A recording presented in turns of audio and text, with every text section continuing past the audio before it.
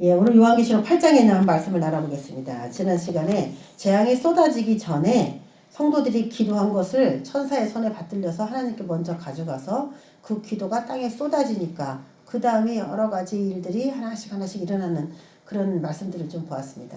그래서 이 땅에 일어나는 모든 재앙과 심판은 그냥 일어나는 것이 아니라 기도한 것에 대한 악에 대한 응징, 의로운 삶을 산 사람들의 그런 힘든 것을 죄를 싫어하고 죄를 멀리하려고 하는 사람들에 대한 그런 기도들이 올라가서 하나님께서 보응하시는 그 관점으로 쏟아지는 거예요. 그래서 오늘 5절의 말씀 보면은 우레와 음성과 번개와 지진이 나더라. 이거 땅에서 일어나는 엄청난 일들이죠. 그래서 땅에 쏟아지니까 이런 일들이 일어났다라고 보면은 우리가 한번 생각해 보면 이 땅에 일어날 때 우레, 음성, 번개, 지진 이런 것들이 이 땅에서 우리가 흔히 들을 수 있는 것이잖아요. 그래서 이것은 영적인 어떤 것들이 아니라 이 땅에 진짜 그럴 일들이 일어날 것이다 라는 것에 대한 말씀이고, 누군가의 기도에 의해서 그 기도가 신원되기 위해서, 그러니까 그 전에 우리가 만약에 땅에 속해 있다면은 우리도 이 화를 당하게 되는 것이죠. 누군가가 이제 먼저 죽어서, 의로운 자들이 먼저 죽어서 그것을 기도하는 그것이 이제 언젠간 이루어진다는 얘기인데, 자, 오늘 이 8장, 나팔 재앙이 하나, 둘, 셋, 네 개 이제 오늘 그 말씀까지 8장에 기록되어 있습니다. 그래서 원래 7인은 6장에 다 기록이 되어 있었죠. 6장에 6인까지 기록이 되어 있었고, 갑자기 7장에 7인이 나와야 되는데 7인의 말씀이 없어지고 8장에 7인이 나왔다 그랬어요. 8장에 7째 인이 나오고, 그리고 8장에 1, 2, 3, 4 나팔이 거론이 되어 있습니다. 그럼 9장에 가면은 5개, 6번째 나팔이 이제 또 부러지는 거예요. 그래서 인의 내용은 주로 6장에 다 다뤄져 있고, 나팔의 내용은 8장, 9장에 주로 다 다뤄져 있는 것입니다. 그러면 7장이 왜 기록이 되었느냐? 지난 시간에 우리가 7장을 또 했는데, 그 8장에 나팔이 부러지기 전에 무엇인가 준비해야 되거나 대비해야 되거나 하나님께서 무슨 일을 하셔야만 나팔이 부러지기 때문에, 그래서 지금 발빠르게 7장에서 인을 14만 4천 명에게 치고, 그리고 환란을 통과하면서 흰옷을 입고 턱 나오는 물이 아주 미래의 일들까지도 7장에 거론이 되어 있었어요. 그래서 현재 인을 치는 것은 나팔이 불기 전에 재빠르게 쳐야 되는 그런 상황의 메시지가 7장에 거론이 되어 있는데, 그러면 어떻게 되느냐? 하나님의 그런 보호하심에 의해서 많은 사람들이 대환란을 통과하고 또 나오는 그 그림까지 7장에 다 소개가 되어 있습니다. 그래서 인을 치기 위해서 8장으로 바로 들어가지 않은 것이구나, 이제 그런 설명이 좀 우리가 했던 거예요.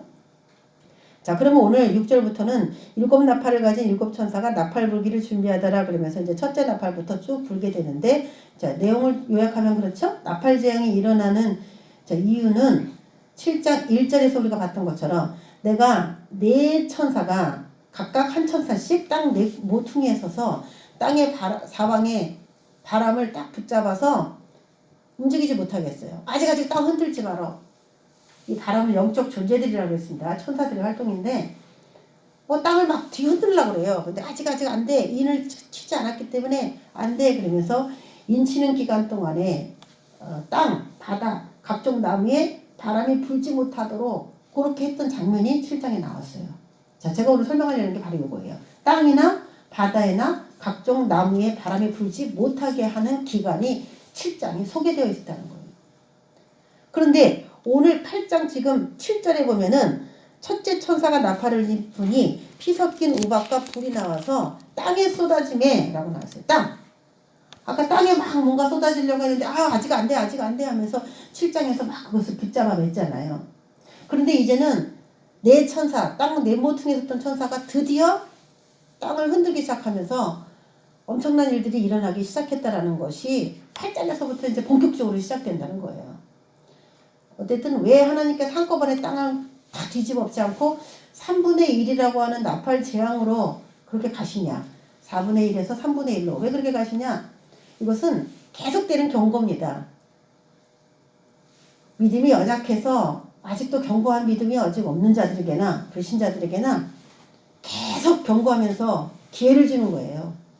그런데 3분의 1의 재앙은 상당히 제가 생각해보면 무서운 재앙입니다. 3분의 1이라고 하면요. 각 가정에 각 사람에게 거의 다 미치는 영향이에요. 거의 다 가족이 3인 가족 정도 돼요. 3인 가족은 거의 되잖아요. 신혼부부 아닌 이상에는.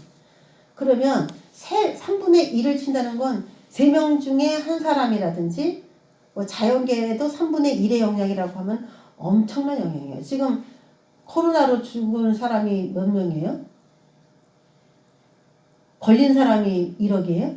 걸린 사람이 1억. 77억 인구 중에 걸린 사람이 1억.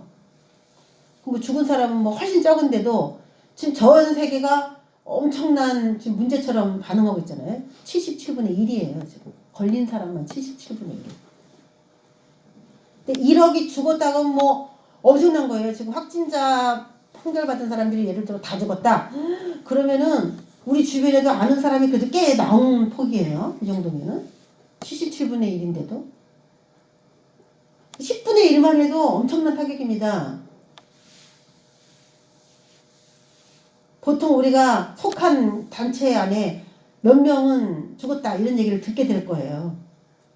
그럴 정도로 10분의 1만 해도 엄청난 타격인데 3분의 1을 생각해 보면은 정말 우울하겠구나. 빨리 죽는 사람이 어떻게 보면 나은 사람 아닌가라고 생각할 정도로 남은 생애를 살아가는 게 다 공포겠구나 이런 생각이 드는 그런 타임이죠.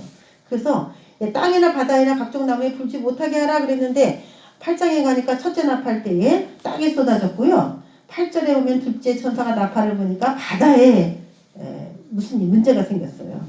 그리고 10절에 셋째 천사가 나팔을 보니까 강들, 물샘, 해달별 12절에 때 쭉쭉쭉 그렇게 나와요. 그래서 각종 나무에나 땅에나 바다에나 본격적으로 무슨 문제가 시작되기 하루 전에 인을 치시고 드디어 나팔이 불면서 땅과 바다가 3분의 1씩. 이거 참 무서운 이야기예요. 아무리 생각해도. 자, 그러면 우리가 이제 이게 7년이 시작될 때에 이 나팔이 불면서 시작된다고 그랬습니다. 그럼 천사가 이렇게 나팔을 불었어요. 첫째 천사가 빵빠라빵 불었어요. 둘째 천사가 빵빠랑빵 불었어요. 그런데 우리가 여호수아를 봤는데 나팔을 누가 불었냐면 제사장들이 불었어요. 제사장들이.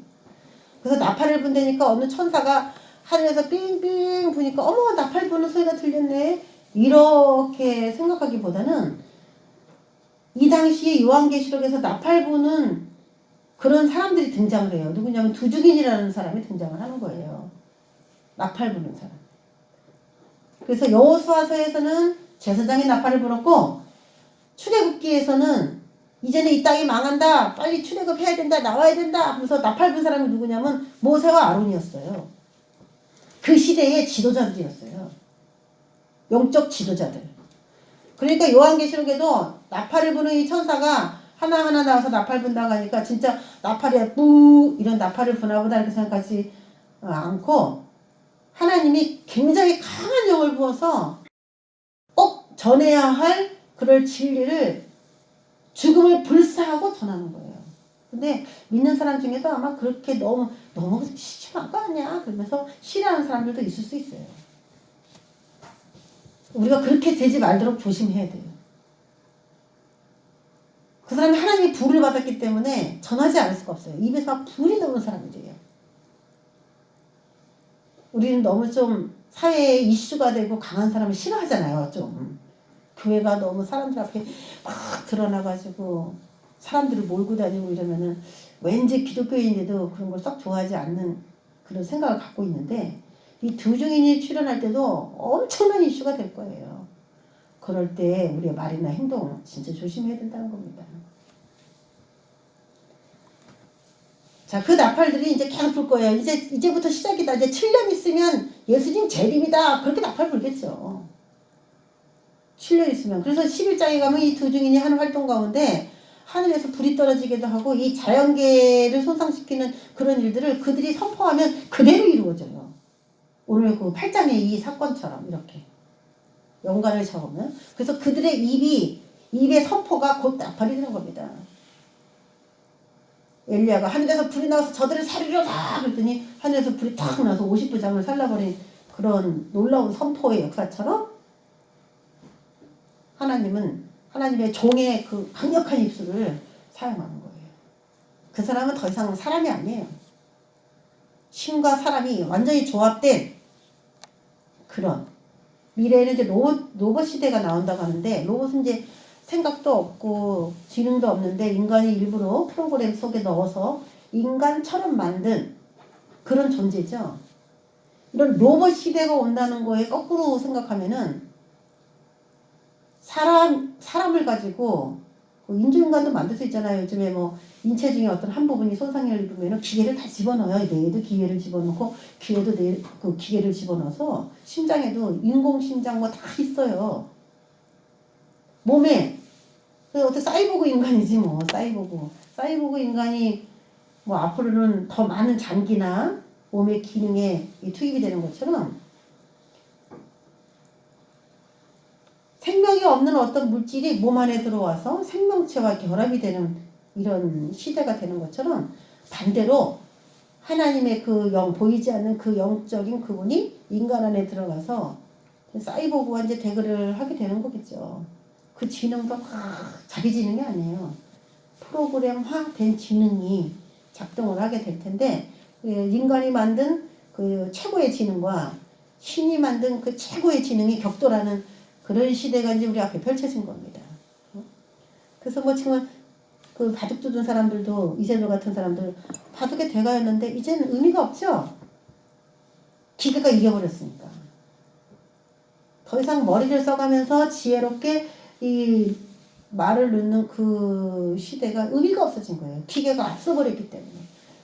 그러면 그 기계랑 바둑을 두는데 이길 수 있으려면 어떻게 해야 될까요? 이세돌처럼 훌륭한 그런 바둑의 대가가 패배한 거예요. 그분이 이기려면 한 가지예요.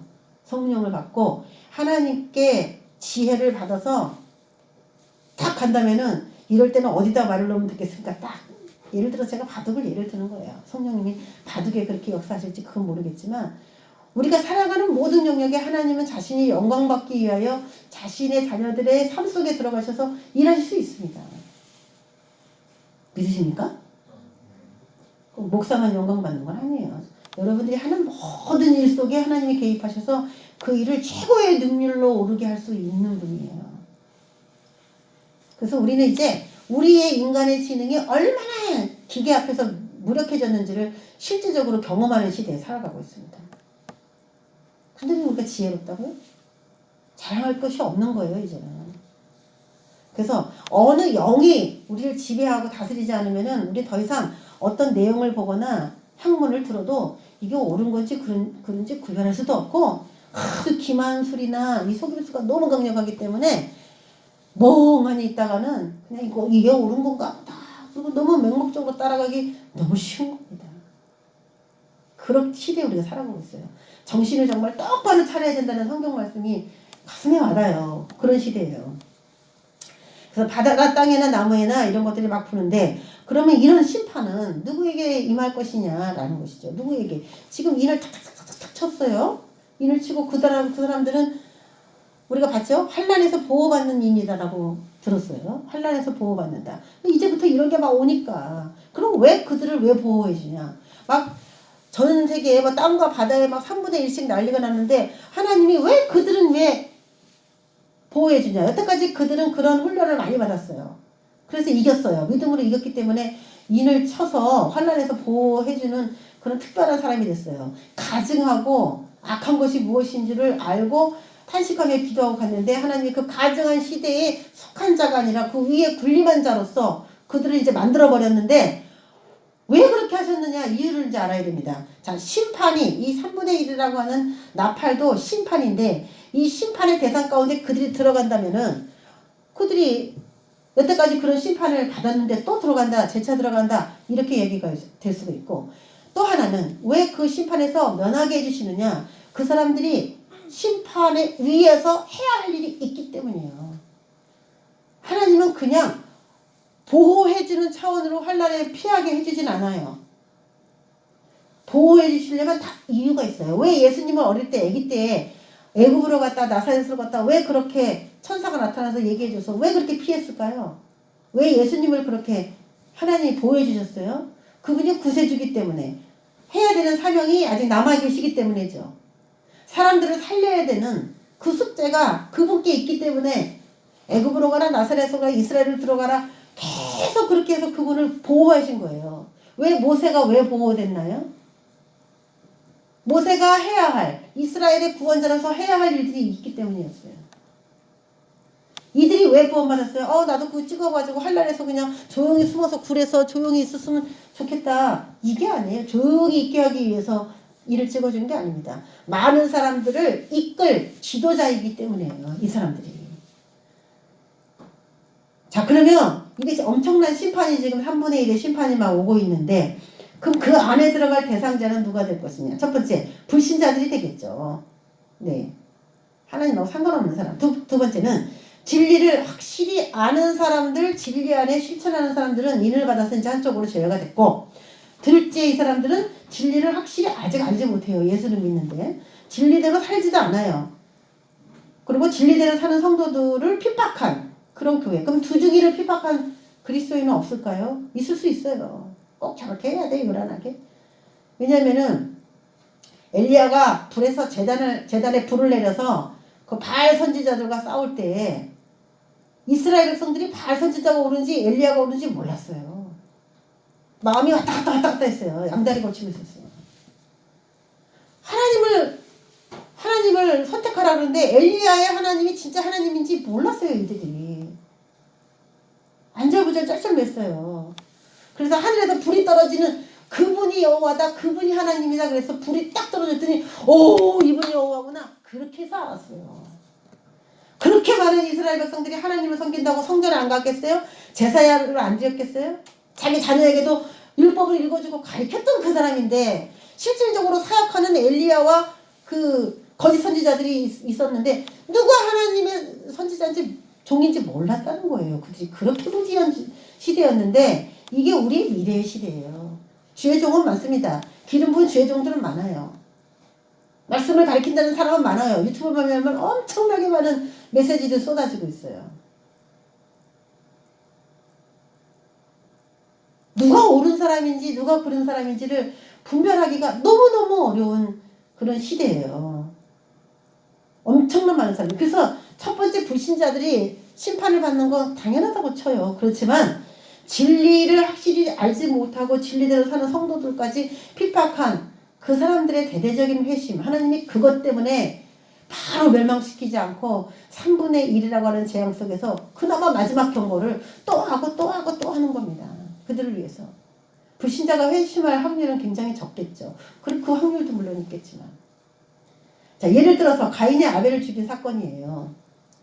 가인이 믿지 않는 사람이 아니었어요. 제사 드리는 사람이었어요. 하나님께 늘 제사 드리는 가인이었는데 하나님이 그 제사를 기뻐하지 않았어요. 더 좋은 제사, 더 나은 제사, 아벨의 제사를 받아주셨죠. 가인은 그거가 너무 싫은 거예요. 아벨을 쳐 죽인 건 불신자가 아니었습니다.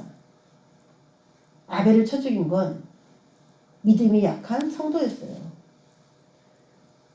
그래서 하나님을 대적한 사람이 꼭 불신자냐? 바리새인과 서기관들이 불신자입니까? 종교의 지도자였어요. 믿는 사람이었어요. 그런데 진리를 확실히 알지도 못하고 진리대로 살지 못했기 때문에 예수님이 오셨을 때 예수님을 핍박한 거고 예수님을 따르는 사람도 핍박한 거예요. 동일하게 성경에서는 불신자보다 더 악한 그 자들이 소개가 되고 있어요. 우리가 그렇게 되기가 굉장히 쉬운 거죠. 자, 마지막 때는 엄청난 배도의 시대이므로 환난의 때를 거치면서 순수한 참신함과 위선과 가식의 신앙을 철저히 가려내어 그에 대한 상과 벌을 주시기 위한 이 기간이에요. 순수한 참신앙자를 찾아내기 위해서 그들이 갖고 있는 위선과 가식을 제거하는 기간, 무엇이 진리인 것을 찾아내는 그 기간이 필요해요. 첫 번째, 쭉정이나 가라지, 이 심판이 되겠죠. 주여 주여, 네, 하긴 해요. 근데 하나님의 뜻대로 행하지 않는 자, 불법을 행한 자라고 하죠. 그 자들이 이제 심판의 대상자가 될 것입니다. 교회 안에서 양처럼 보였는데 염소처럼 사는 자들이 있었어요. 그 사람들도 심판의 대상이 됩니다. 기름 준비 안 된 자들, 그 사람들도 심판의 대상이 되는 겁니다. 그러면은 쭉정이는 믿는 사람이에요. 뭔가 들긴 들었는데 막 들지 않은 거죠. 가라지는 완전히 종자가 다른 거고 불신자 같은 사람이죠. 근데 대부분 심판의 대상자가 그냥 불신자 딱 떨어져면 좋은데 성경에 많은 구절들을 이렇게 보니까 대부분 교회 안에 있는 사람들이 많어. 자기가 양인 줄 알았는데 내가 주님에게 언제 공개하지 않았습니까? 양식을 대접하지 않았습니까? 언제 추우신데 옷 안 지었어요? 언제 갇혔는데 제가 돌아보지 않았나요? 자기가 잘한다고 생각했던 거예요. 영번에. 자, 7절에 보면 첫째 나팔이 부러집니다. 피 섞인 우박과 불이 땅에 쏟아졌어요. 땅. 이제 땅에 대한 3분의 1의 심판이 되는 거죠. 그러면 이게 진짜 우리가 지난 시간에 봤던 것처럼 땅, 바다, 물샘, 강물, 아니면 해달별 이런 자연계를 쫙 나열하고 있죠. 그러면 통칭하면은 그냥 우리가 사는 세상이야. 우리가 사는 세상을 심판한다는 얘기인데 그러면 땅을 심판하기 때문에 이 피 섞인 우박과 불이 나와서 땅에 쏟아진다. 그러면 피 섞인 우박과 불도 뭘로 봐야 돼요? 이 땅에 일어나는 한 가지 재앙으로 봐야 되죠. 할렐루야?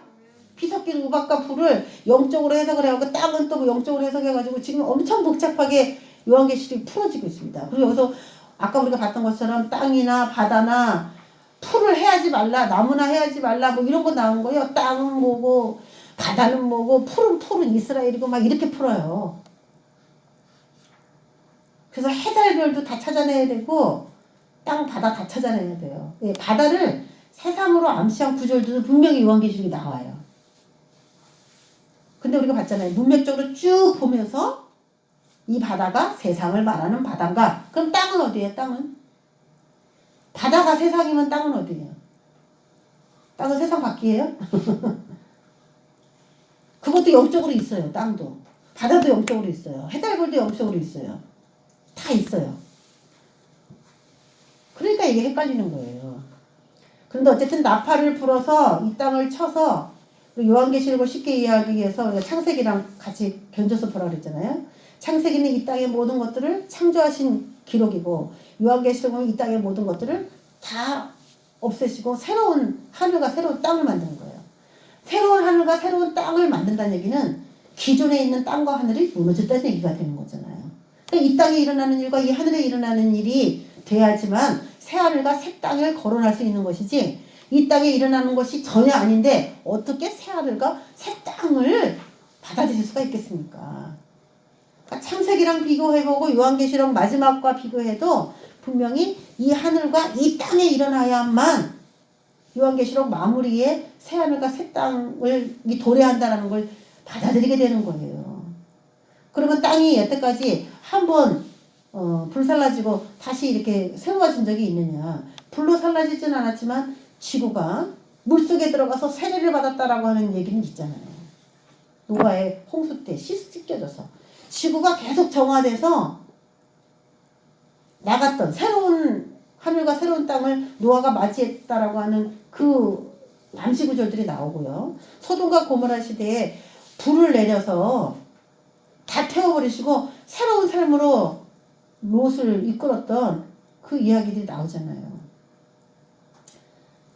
그래서 그런 것들이 다 실질적으로 이 지구상에 일어난 일이고 여기 우리가 살아가는 세상에서 실제로 이루어진 일이라고 우리가 다 100% 믿고 있는데도 왜 요한계시록에 나오는 땅과 바다를 치는 그 일에 대해서만은 유독이 그것이 이렇게 거부가 되느냐는 말이에요. 그럼 피 섞인 우박과 불이라는 것도 이 땅에 쏟아진다는 것도 피 섞인 우박은 피는 뭐고 우박은 뭐고 불은 뭐고 그렇게 해서 풀면 안 된다는 겁니다.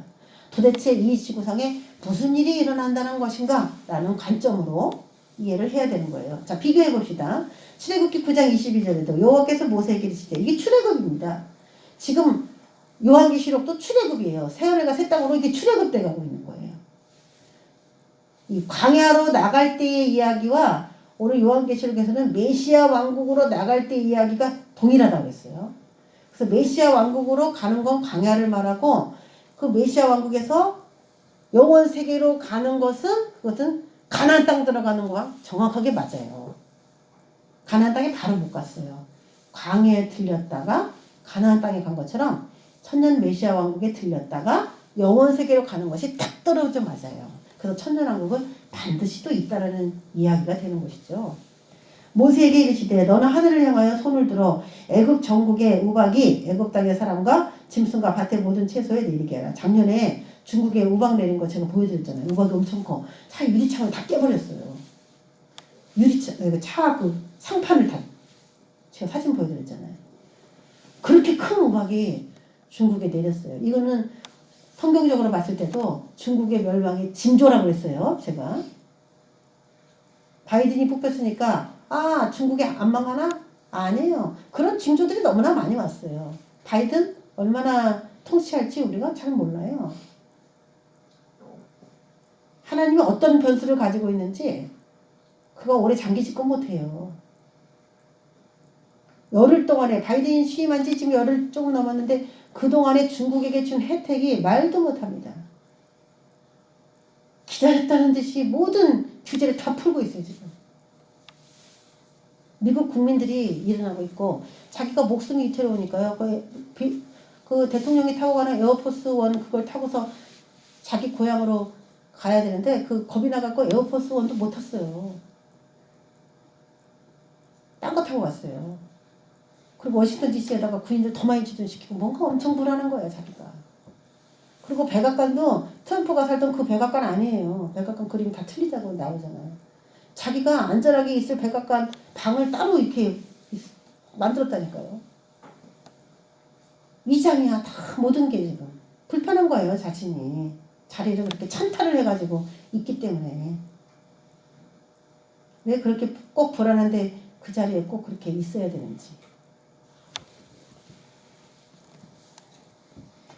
자, 모세가 하늘을 향하여 지팡이를 들매 여호와께서 네 손과 우박을 보내시고 불을 내려 땅에 달리게 하셨다. 네 손과 우박, 예, 꽝꽝꽝 하면서 우박이 툭툭툭 막 떨어지는데 여러분 이걸로 3분의 1이 땅이 황폐화될 정도면요 엄청난 우박이고 불을 내려서 땅에 달리게 하셨다. 이게 불이 땅에 쏟아지면 오늘 이 얘기와 딱 맞아 떨어지는데 불을 내려 땅에 달리게 하셨다는 건 엄청난 비가 안 와갖고 기근이 오는 거. 우리 엘리야시 때 3년 반 동안 비가 오지 않은 거. 그 사건을 말해요. 엄청난 기근 가운데 식물도 자라지 않고 아까 각종 나무에 불어라 그랬잖아요. 바람이. 그 나무가 뭐 다 말라 죽지 3년 반 동안 비가 안 오면. 그 마지막에는 물전쟁이 될 거예요. 제가 항상 얘기하잖아요. 요한계시록을 보면은 왜 전쟁을 하느냐? 물 때문에 전쟁하는 거예요. 자원 때문에 전쟁하는 것도 있는데 지금 이렇게 비가 안 오고 그러면요. 물 전쟁이 일어나는 거야. 물이 귀한 거예요. 빙하는 녹아서 바닷물은 막 높아지는데 그건 먹을 수 없는 물이잖아요. 실제로 먹을 수 있는 물은 없고 빙하가 녹아서 짠물 바닷물은 많아져. 우리가 작년에 그 중국에 엄청 비가 많이 와가지고 그게 바다로 흘러내려와가지고 바닷물이 농도가 염분의 농도가 희석이 돼가지고 물고기가 살기 굉장히 어려워졌다는 얘기를 여러분 기사에 읽으셨죠? 제가 말씀도 해드렸죠? 무조건 그렇게 비가 많이 오면 뭐 바닷물이 많아지겠지 이렇게 바닷물만 많아진다 이런 개념이 아니라 이 농도가 맞아야 이 물고기들이 살아요. 농도가 안 맞으니까 이 바다가 문제가 생겨요. 이게. 모든 것이 지금 정상적으로 작동되지 않으면 이게 연쇄고리처럼 문제가 생긴다. 그래서 이게 불을 땅에 내린다는 건 엄청난 기근이 있다는 거고 이건 출애굽기에서 이미 나와줬던 얘기이기 때문에 동일하게 맞춰보면 무슨 설명인지 나옵니다. 피 섞인 우박이라니까 왜 피가 거기 섞였나를 이 피 섞인 우박이라고 하는 그것을 이해를 못하겠어요. 무슨 의미인지. 왜 우박 속에 피가 섞여 있는 것인지. 요한이 볼 때에 막 뭐가 쏟아졌는데 빨간 우박이 내린 것처럼 보였다는 거잖아요. 그래서 피 섞인 우박이구나. 요한의 관점으로 우리가 생각을 해야 돼요. 왜 그런 우박이 내렸을까? 하늘에 무엇인지 모르겠는데 엄청 빨간 것들이 하늘로 막 이렇게 올라갔던 거지 우박이 돼서 섞여갖고 내려왔다면은 그때 공기의 상태는 보나마나 엄청나게 안 좋다는 얘기죠. 우박이 그냥 자연계에서 혼자 한쪽에서 만들어져서 떨어지는 건 아니잖아요. 우리의 지금 대기 중에 미세먼지 엄청 많은데 눈이나 비 같은 거 옛날에 우리 어렸을 때 막 먹었지만 지금 먹지 말라고 거기 보면은 시꺼먼 거 섞였다고 해서 이렇게 보면은 섞여 있는 것처럼 피가 섞일 정도라면은 엄청난 이 대기 상태가 안 좋다는 얘기가 되어 있는 거예요.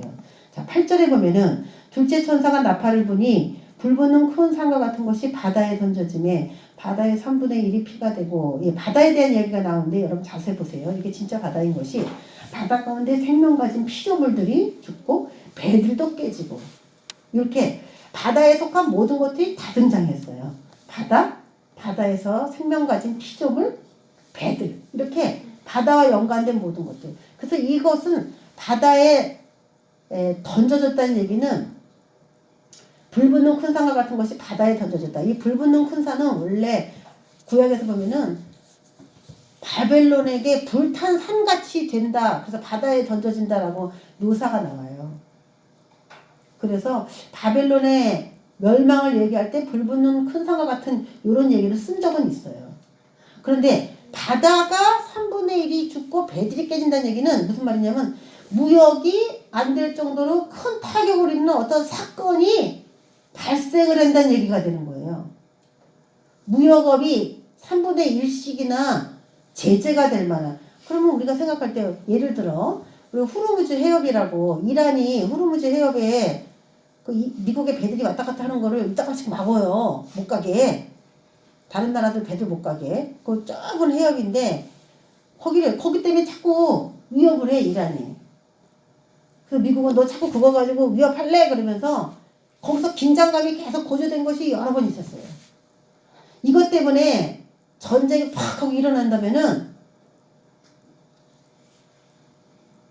3분의 1의 바다에서 하는 모든 일들을 못하게 3분의 1이라고 하는 엄청난 바다의 수익을 없앨 정도의 일이 발생된다면은 바다를 둘러싼 소유권 주장 그런 것 때문에 나라들이 전쟁하는 그런 일. 불붙는 큰 산을 바벨론으로 연관시켜서 해석한 그런 부분들이 구약에 있다는 것은 이것이 어떤 나라들 간의 전쟁, 하나님이 그것도 이제 그 나라를 이제 심판하시면서 일으키는 전쟁인데 그것이 바다와 연관된 전쟁이기 때문에 바다가 엄청난 타격을 받을 수밖에 없다라는 것이 될 수도 있는 것이죠. 바다에서 어떤 큰 바다를 중심으로 한 엄청난 일들이 일어나는 거예요. 요즘에는 이제 배가 쭉 바다를 가다가 기름이 유출돼가지고 물고기들이 떼죽음을 당하고 하는 일들이 지금 비일비재하게 많이 일어나고 있어요. 근데 바다를 가다가 예를 들어 핵을 싣고 가다가 이렇게 뻥 터졌다. 그러면 이렇게 될 수도 있죠. 3분의 1에 모든 바다가. 그래서 앞으로 이제 두고 봐야 되겠지만 바다의 3분의 1. 그래서 물고기 지금 우리가 먹기도 굉장히 깨름직하지 않습니까? 일본에서 원전에서 방사능이 흘러나와가지고 이상한 물고기들이 많이 나오고 있고 우린 일본하고 너무 가깝게 살고 있기 때문에 바닷물이 한 자리에 가만히 있는 것도 아니고 왔다 갔다 흘러다니기 때문에 바닷물 고기 먹기가 깨름직하고 일본산 고기가 우리나라에 안 들어온다는 보장이 없어요. 일본산 고기. 체르노빌 사태로 인하여 막 그 땅도 오염이 돼서 그것도 체르노빌 원전 그 사고로 인하여 물고기들이 아주 기형 물고기들이 많이 나오는데 이제 일본까지도 저렇게 됐단 말이에요. 그래서 우리가 물고기 먹기가 굉장히 깨름직하거든요. 방사능에 너무 많이 오염돼서. 근데 3분의 1이 오염됐다는 것은 그렇게 먼 이야기가 아니게 되는 것이죠. 근데 과연 이 불붙는 큰 산을 구약에서 나라로 나라로 표현한 그런 구절이 있다는 것은 과연 어떤 나라가 하나님의 심판 안에 들어가서 바다가 이렇게 되는 그런 일과 연관이 될 것이냐 이런 것도 이제 바다와 맺은 협정, 바다로 인한 전쟁 이런 걸 좀 우리가 주시해서 봐야 되겠죠. 자, 출애굽기 7장 17절에도 나오죠. 10가지 재앙이 일어나기 전에 내가 내 손에 지팡이로 하수를 치면 그것이 피로 변하고 하면서 이것도 모세의 손에 의해서 이루어진 일들이었어요. 이게 다. 근데 이게 11장에도 나와요. 이게 물이 피가 되는 사건들이. 그래서 두 증인들이 애굽의 바로 왕에게 찾아가서 선언했던 것처럼 그런 세상의 인군과 하나님의 종들의 영적 전쟁인데 그들이 말을 듣지 않는다면은 그런 식으로 하나님이 나에게 이 땅을 칠 수 있는 이 바다를 칠 수 있는 권한을 주셨다. 그러니까 너희들은 사람의 말이라고 생각하지 말고 하나님의 말씀으로 생각하고 순종해라 하면서 활동들을 할 수밖에 없도록 그렇게 하신다는 거죠. 근데 애굽의 바로왕이 말 안 들은 것처럼 그들은 말을 안 듣겠죠. 말을 안 듣기 때문에 이 재앙은 그대로 이루어지는 거예요. 뭐 시진핑 같은 사람 아니겠나 싶기도 해요. 자, 9절에 보면 바다 가운데 생명 가진 피조물들의 3분의 1이 죽고 배들의 3분의 1이 깨졌습니다. 10절 셋째 천사가 나팔을 부니 횃불같이 타는 큰 별이 하늘에서 떨어져 강들의 3분의 1과 여러 물샘에 떨어졌어요. 그거 전 가만히 생각해 봤어요. 어떤 횃불같이 타는 큰 별이 하늘에서 떨어졌는데 이건 하나가 아니구나. 왜냐면은 강들, 물샘 이런 데에 강들과 물샘에 막 떨어졌다는 얘기는 물을 주장하고 있던 그런 별들의 몰락이겠죠. 물을 주장하고 있던 어떤 천사들, 물을 주관하고 있던 천사들 사이에서 일어나는, 이건 영계에서 분명히 일어나니까 이 땅에 그대로 이루어지는 일들인데 우리가 이제 영계로 보지 않고 이 지구상에 일어나는 일로 보지만 영의 세계에서 일어나지 않으면 이 지구상에는 절대 일어날 수가 없어요. 그런데 이 강들도 많잖아요. 이 지구상에 강들도 많고 물샘도 많은데 거기에 다 못 먹게 되는 이런 일들이 벌어진다면 물을 담당하고 있는 그런 천사들의 활동 속에 사탄의 개입이 굉장히 강하게 일어나는 것이죠. 그래서 쑥이라고 하면 우리가 생각나는 구절들이 있어요. 출애굽기 15장 23절 25절에 보면 마라의 쓴물이 있어요. 못 먹어. 물을 먹어야 되는데 못 먹어. 그래서 하나님이 그것을 단물이 되게 해줘서 내 백성에게만 이렇게 먹게 해준 그런 사건들이 나옵니다. 그 엘리야도 기근 때문에 먹을 물이 없었는데 그리 시냇가로 딱 데리고 가서 먹을 물을 딱 주신 사건. 그런 내 백성에게만 물을 먹인 그런 사건들이 기록되어 있습니다. 그래서 이 쑥이라고 하는 거는 독이래요, 독. 그러면 이게 하늘에서 뭐가 떨어져서 이런 일이 생긴다는 건데 한 개 떨어진 게 아니라 엄청난 많은 것들이 떨어져서 우리 그 전 세계의 많은 물들이 먹을 수 없을 정도로 그렇게 됐다는 거죠. 먹을 수 없을 만큼 물이. 인간이 지금 너무 많은 죄를 지어서 자연계가 지금 많이 오염되고 파괴되고 있고 지금 먹을 물도 진짜 믿을 수가 없는 그런 시대인데 앞으로는 뭐 오죽하겠습니까? 그 물들이 쓰게 됨을 위하여 많은 사람이 죽더라. 예, 제가 많은 사람 다 줄을 걷는데 많은 사람을 죽이기 위해서 이렇게 물을 먹였다라는 이 물을 봤을 때는 분명히 물을 먹어야만 살잖아요, 사람이. 그래서 하나님께서 물은 생명이다 이렇게까지 얘기하시고 예수님이 자신의 말씀을 물이다, 성령을 물이다라고 표현할 정도로 영육 혼의 물은 굉장히 생명을 상징합니다. 내가 너에게 주는 물을 먹는 자마다 산다고 그랬거든요. 목마른 자들은 내게로 와서 값없이 와서 먹어라 마셔라 그랬어요. 그 물을 먹어야 사는데 물은 곧 생명인데 물이 이렇게 쓰게 된다면 당연히 많은 사람들이 죽게 되겠죠. 큰 별이 하늘에서 떨어짐으로 물에 근원된 부분에 손상을 주게 될 것이고 물의 분량이 적어짐을 의미하죠. 이런 일들이 생깁니다. 자, 12절 넷째 천사가 나팔을 부니 해, 달, 별들의 3분의 1이 침을 받아 어두워집니다. 그래서 지금은 환하기 때문에 좀 괜찮은데 여러분이 해, 달, 별이 공격을 받게 되면은 농사가 안 되겠죠. 일단 생태계의 모든 것들이 광합성을 통해서 열매를 만들어내는데 광합성 자체에 지금 문제가 생겨요. 먹거리에 문제가 생겨요. 그래서 코로나 다음에 올 문제는 기후재앙이다. 빌 게이츠가 그렇게 얘기를 했어요. 그리고 그들이 열심히 땅을 많이 산다니까. 땅을 열심히 사. 자연재해가 일어나면은 똑같은 평소에서 나오는 그 수확량이 확실히 줄어요. 여름에도 갑자기 추워질 수 있고 겨울에도 갑자기 뭐 여름처럼 더워질 수가 있고 홍수 같은 게 막 겨울에도 막 내릴 수 있고 여름에도 우박이 떨어질 수 있고 작년에도 이미 많이 경험했어요. 전 세계에서. 이렇게 막 난리가 나니까 땅 한 떼기 없는 사람은 거기서 뭐 읽어 먹을래도 뭐 기후 재앙으로 인하여 이것 때문에 죽고 저것 때문에 죽고 그러면 정말 소출을 거두려면은 3분의 1의 소출이 아니라 엄청난 소출이죠. 지금 여태까지는 인간에게 직접적으로 재앙이 가해지지 않습니다. 다 인간 주변에서 간접적으로 인간에게 공포심을 줘요. 하나님의 심판은 항상 그래요. 너 말 안 들으면 너 혼난다 하면서 그냥 기다려주지 않고 때리는 하나님이 아니라 주변에서 막 일들을 만드셔서 이제 기도를 해야 되는데 내가 이렇게 살면 안 되는데 내 주변에 누구를 보니까 지금 안 되겠다. 이런 상황들이 일어나는 거 보니까 내가 이렇게 가만히 있으면 안 되겠네. 뭔가 이렇게 경각심을 줄 만한 일들이 주변에서 계속 일어나요. 그러면은 이 재앙이 가까이 그 사람에게 오고 있다는 뜻이에요. 빨리 정신 차리라는 거예요.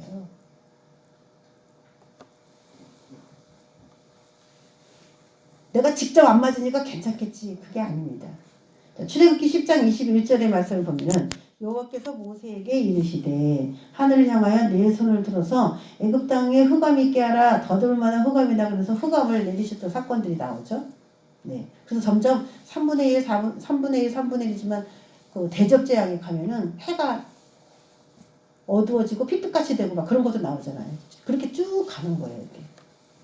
어둠이라는 재앙은 태양신, 그 당시에 라, 애굽의 신, 태양신 라에 대한 비유였어요. 그래서 어둠이 그 태양신이라고 하는 그 태양신이 우리 애굽을 지켜준다 그렇게 믿고 숭배를 했는데 이 빛을 친다는 것은 태양신이 졌다 이런 얘기가 돼요. 태양신이 어떤 더 강력한 신에게 졌기 때문에 어둠이 온 거죠. 태양신이 애굽을 못 지킨 겁니다. 그러니까 태양신 라는 그 당시에 바로 왕이었고 바로는 이 신이 성육신된 존재라고 여겨졌어요. 그래서 바로 왕의 권위가 신적 권위였어요.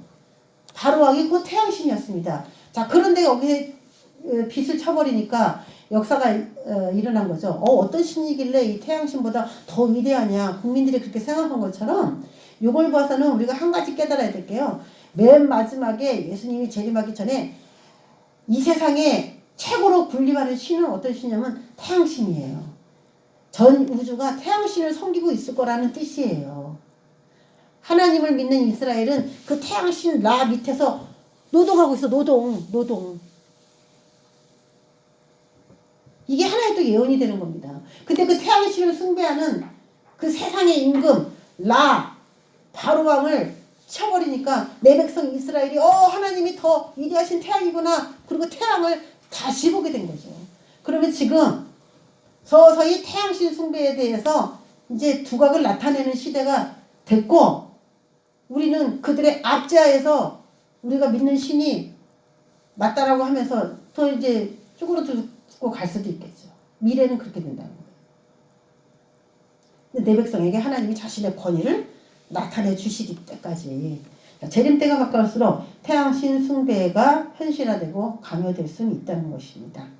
자, 그럼 지금 일어났던 이런 땅, 바다, 물샘, 강물, 해달별들의 이런 일들이 이런 변화, 3분의 1씩이나 이렇게 공격을 받는 일들이 가능성이 있는 얘기를 내가 지금 하는 것인가를 제가 한번 보여드리겠습니다. 2013년 네, 물고기 떼죽음이 보고가 된 것들을 제가 찾아봤는데 너무 놀랐어요. 이게 2016년 기사거든요. 뒤에 물고기들이 엄청 많이 죽었잖아요. 방독면을 쓰고 있어요. 이 냄새가 엄청나게 악한데 칠레 남부의 해변이에요. 이게. 이거 말고도 물고기가 떼죽음 당한 사건이 너무나 많아요. 이것만 가지고도 우린 재앙처럼 보이는데 3분의 1의 재앙이라면 뭐 진짜 말도 할 것도 없어요. 2016년에 나온 사진이고 뭐 17, 18, 19, 20 쭉 나왔겠죠. 엄청나게. 근데 제가 여기 써놓은 이 기록이 뭐냐면요. 2013년에만 있었던 물고기 떼죽음의 기사들이에요. 이게 벌써 한 8년 전의 기록이에요. 1년 동안에 전 세계에서 일어난 물고기 떼죽음에 대한 기사들이에요. 그럼 14년에는 더 많았겠죠? 15년 더 많았겠죠? 우리가 이런 것들을 안 찾아보고 뉴스에서 그렇게 안 나오니까 무심하게 지나가는 것들이지 사실 지금 지구의 온난화, 이상기후로 인하여 일어나는 일들이 엄청 심각해요. 자, 그래서 걱정하는 게 뭐냐면요. 이게 이제 2020년에 이제 나온 그림들인데 걱정하기 시작한 게 식량 문제예요. 이제 지구 온난화는 계속되고 있고 인구는 계속 증가하고 있고 그러면 결국 무엇이 문제인가? 식량 위기 이 경우에 도달한 거예요. 그래서 인구를 줄일 수밖에 없는 겁니다. 지구가 온난화되는 건 못 막아요. 또 인간이 많으니까 또 다 떼요. 다 열심히 떼가지고 지구 온난화가 가속이 될 가능성이 너무 많은 거잖아요.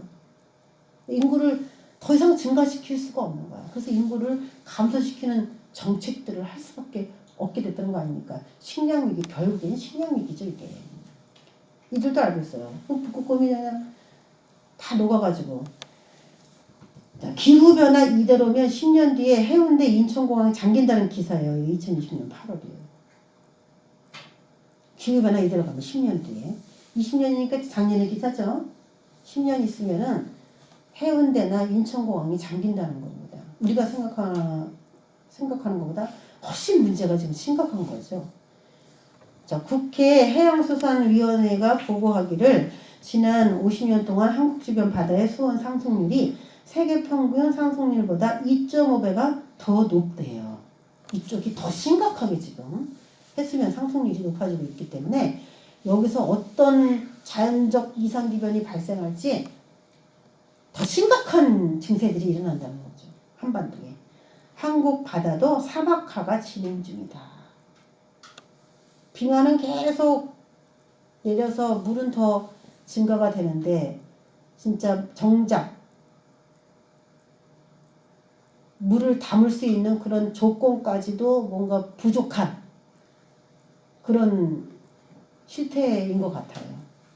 그래서 참 이제 앞으로 뭐 바닷물도 여러분께 비가 안 오고 바닷물이 증발하지 않으면 사람이 건조해서 이 피부가 너무 가렵잖아요. 요즘같이 환절기에라든지 겨울철에는 막 피부가 가렵죠, 여러분들 건조하면. 그래서 막 로션도 발라주고 우리가 막 해야 이게 간질간질한 게 없어지는데 전 세계에서 정말 비가 오지 않아서 그나마 불어났던 모든 물들도 다 증발해서 그나마 먹을 물도 없을 정도로 그렇게 돼버린다면은 우리의 피부가 견디지를 못해요. 그래서 여기서 사람에 대한 재앙은 안 나왔지만 인간이 느끼는 피로감과 공포감은 굉장하다라는 것을 우리가 알 수가 있습니다. 그래서 피하는 방법은 뭐냐? 하나님께 피하는 것밖에 방법이 없습니다. 할렐루야! 이런 모든 자연 이상 기후 속에서도 나를 지켜줘야 할 만한 이유, 이스라엘 백성들도 열재앙 가운데 같이 있었지만은 하나님이 그들에게 특별하게 보호해주는 은총이 있었어요. 그런 것처럼 보호받기를 원하는 그런 기도나 마음을 우리가 가져야 되겠죠. 말씀을 들은 대로 하나님 이런 일들이 우리가 일어나게 될 때에 그때를 대비해서 믿음을 잘 기를 수 있도록 그런 마음을 달라고 우리 기도합니다. 하나님 아버지 미래에 일어날 일들 아직 일어나지 않았지만 징조는 보이고 있습니다. 두려운 마음으로 주의 말씀을 대합니다. 하나님 아버지 깨어있어 이 시대를 잘 준비해 갈 수 있는 그런 시간 되기를 원합니다.